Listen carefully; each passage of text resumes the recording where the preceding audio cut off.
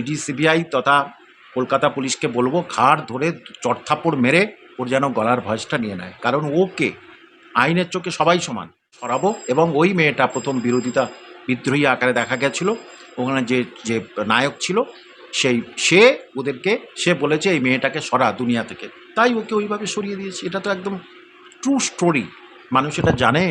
আর এখন এখান থেকে কেউ আর বাঁচতে পারবে। ঋতব্রতর প্রধান শত্রু ছিল, প্রধান ঝামেলা ছিল ওই অভিষেকের সঙ্গে। You're watching News India One. Stay informed. Stay ahead. গতকাল তৃণমূল ভবন দখল করল ঋতব্রত। এটা হওয়া বাঞ্ছনীয় ছিল, কারণ এদের চ্যালেঞ্জ হচ্ছে মমতা ব্যানার্জিকে কোণঠাসা করা, অভিষেক ব্যানার্জিকে কোণঠাসা করা, অপমানিত করা। সেইটার জন্য এটা এরা করেছে। কারণ এই ভবন দখল ওদের কোনো ব্যাপার নয়, কারণ এদের পার্টি এখন কি পার্টি, অরিজিনাল তৃণমূল কি, তাদের কে হবে এদের কোনো ছন্দ নেই। তবু তারা ওটা দখল করেছে। গায়ে এরা দেখাচ্ছে যে দেখো আমরাই অরিজিনাল তৃণমূল, মমতা ব্যানার্জির তৃণমূল শেষ হয়ে গেছে।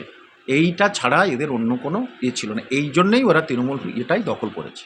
সময় যে মমতা বন্দ্যোপাধ্যায় স্বাভাবিক যে সব দিন সবার সমান যায় না। ওই ঋতব্রতকে অত্যাচার করেছে আমাদের অভিষেক। ঋতব্রতর সঙ্গে আমার খাঁটি বন্ধুত্ব। ঋতব্রতর প্রধান শত্রু ছিল, প্রধান ঝামেলা ছিল ওই অভিষেকের সঙ্গে।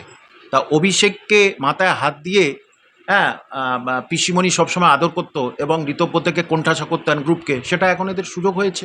তাই এরা চাইবে যে তুমি যখন ওর যদি এত অন্ধ হও তাহলে তোমাকে আমরা সরিয়ে দেবো, এবং সরিয়ে দেওয়াটা খুব শোভনীয়। ঠিকই করে একদম জিরোতে মানে অভিষেক এবং মমতা ব্যানার্জি তারা কী করবে নিজেরা বুঝে উঠতে পারে না। আর সেই জন্যেই ঋতব্রত রায়ন গ্রুপ তারা এটাকে পেয়েছে, বেশি সুযোগ পেয়ে গেছে। একদম ঠিক কথা।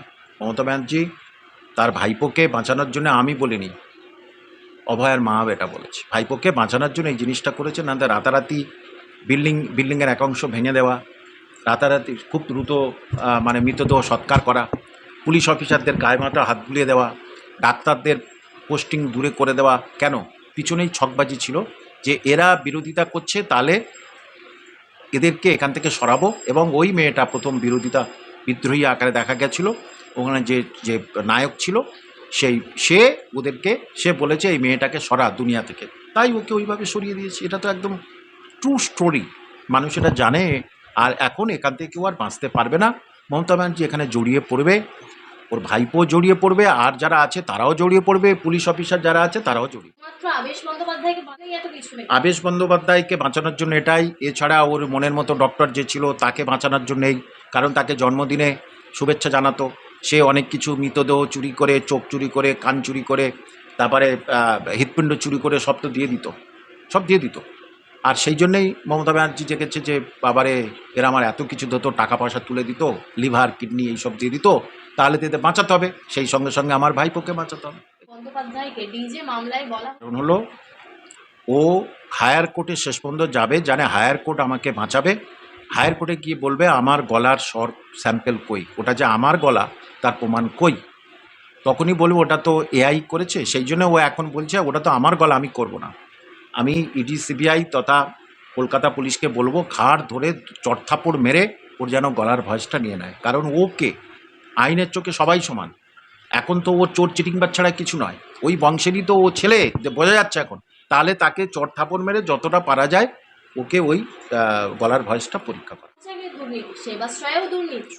সব দুর্নীতি। সেবাশ্রয়ে তো ওষুধ মাটির তলা থেকে পাওয়া গেছে, সেগুলো আর খোঁজ খবর পাওয়া গেল না, সেগুলো নিশ্চয়ই এক্সপায়ারি অফ ডেট ছিল। সেখানে ডাক্তার যারা ছিল তারা বৈধ ডাক্তার নয়, রেজিস্টার ডাক্তার নয়। ও এর পিছনে ছকবাজি ছিল, এই সেবার পিছনে ওর বড় একটা টাকার খেলা হবে।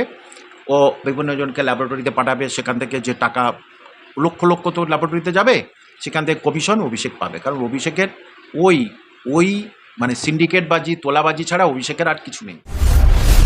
You're watching News India One. Stay informed. Stay ahead.